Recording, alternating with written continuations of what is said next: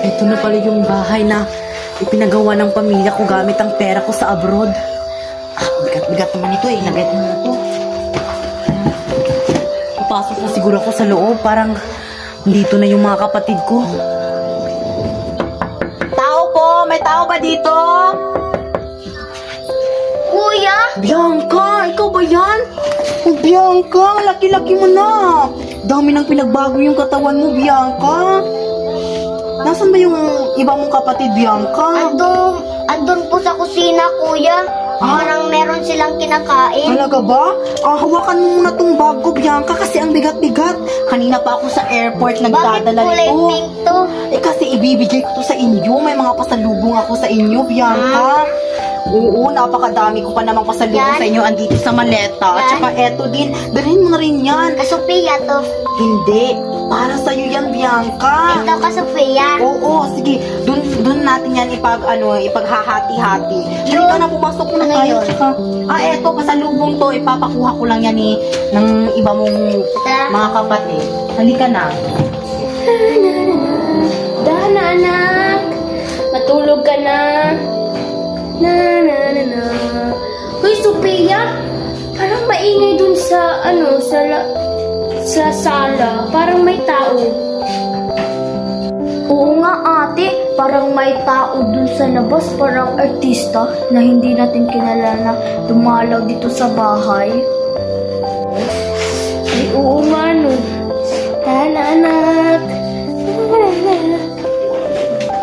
Kuya, dyan ka muna kasi tatawagin ko yung iba nating kapatid. Sige Bianca, tawagin mo muna sila, tsaka uupo muna ako dito para makapagpahinga na rin ako.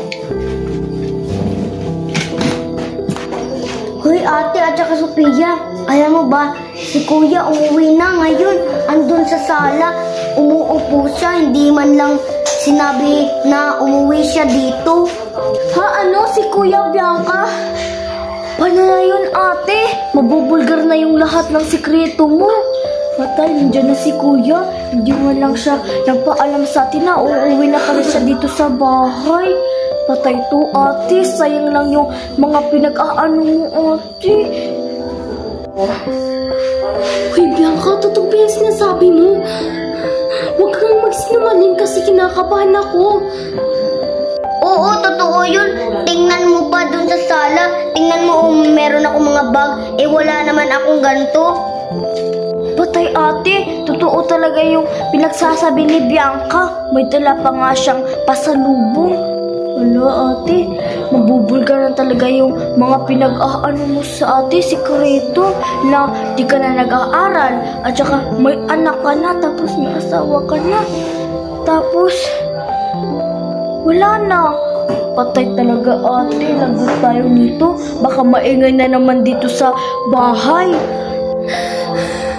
Sophia, kinakabahan na ako. Paano na to? Malalaman na ni ate yung katotohanan na may anak na ako. At saka wala naman akong asawa dahil iniwan niya ako. Alam ko naman ate na yung mga sikreto mabubulgar. At saka ipaliwanag mo na lang ng maayos ate. Anong ingay na yun? Ba't ang ingay-ingay dun sa kusina? Ay naku. Puntahan ko nga para malaman ko kung anong nangyayari doon. Ate, andyan na si Kuya, Ano ba nangyayari dito? Anong kaguluhan to? Nicole? Kuya, totoo talagang umuwi ka na. Miss na kita. Ano? Na-miss mo ako? Nicole, ano yung dala-dala mo? May bata ka na? Nicole, nakapagtapos ka ba ng pag-aaral mo? Napakasayang yung pinadala ko sa'yo, yung allowance mo, Nicole. Ang mahal-mahal nun. Napakahirap ako, tapos nanganak ka lang pala. Hindi ka man lang nakapagtapos ng pag-aaral. Wala ka man lang update sa akin dun sa abroad. Nicole, hindi ito maaari. Kailangan mo kapagtapos at nanganak ka na. Anong gagawin mo niya? Sorry, Kuya. Sana niyo po ako. Nagbunga na kasi yung pagmamahalan namin ng ex ko. Huh?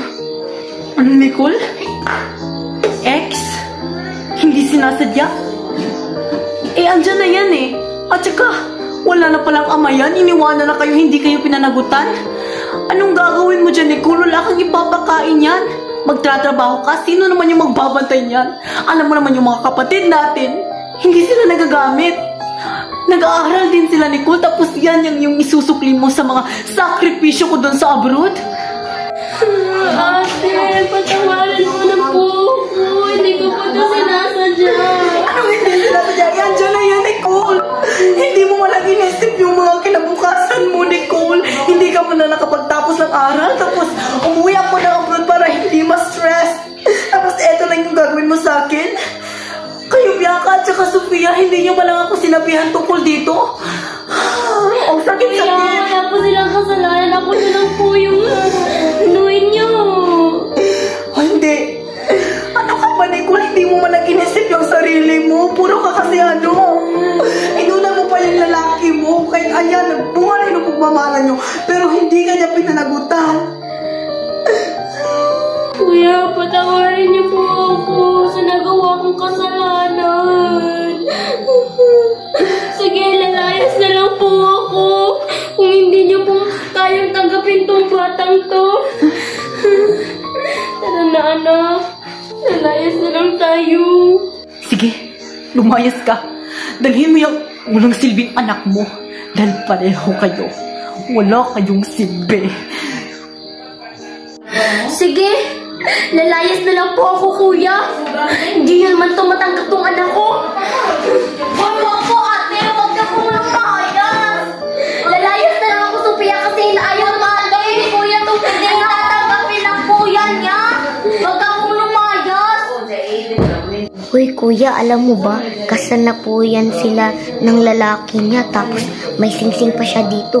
Wala mo ba nakita? Dun sa kamay niya. Talaga ba, Sofia? Nakita ko ngayon sing-sing. Kasal na pala talaga sila. Nag-divorce lang. Matanggap. Ate, huwag ka po lumayas. Paano na yung bata mo? Wala na siyang makakain. May makakain pa naman siya. Maghihirap na lang kami. Lalayas na lang ako. Sige, gusto mo bang sumama sa akin? Maglalayas na lang tayong dalawa. Ayaw po, ate. Gusto ko po kumain sa pasalubong ni kuya natin. Ay, sa atin pala. May masarap yung chocolate doon. At saka may pasalubong po akong chocolate at saka bag.